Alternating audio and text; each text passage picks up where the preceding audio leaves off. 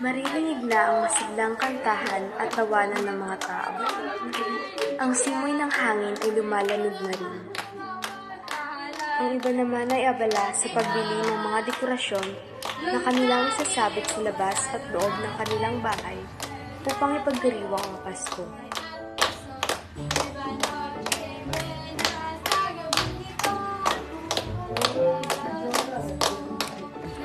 Pasko po!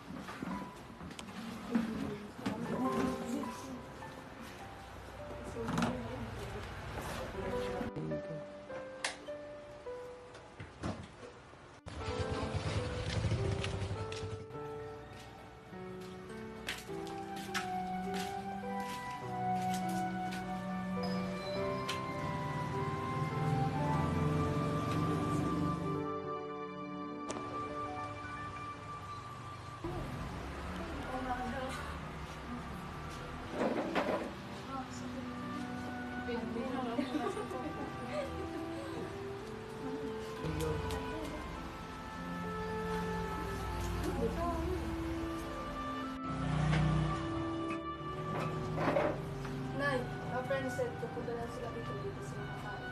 Sige. After a few minutes, sabay-sabay na silang kumain ng hapunan.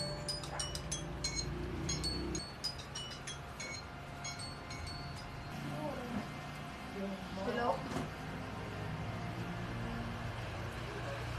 Di na kayo makakapunta? Sige. Bye-bye.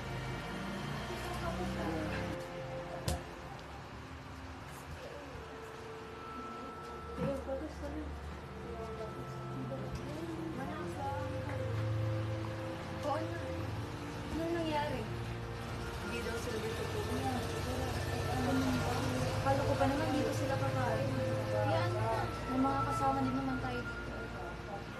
Hayaan mo na. May ibibigay ako sa iyo. Wait lang.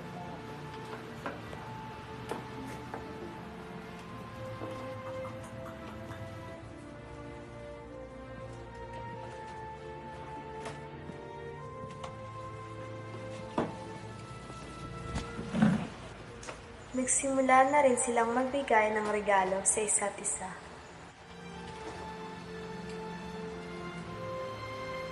Mga bata, halika kayo dito. May ibibigay ako.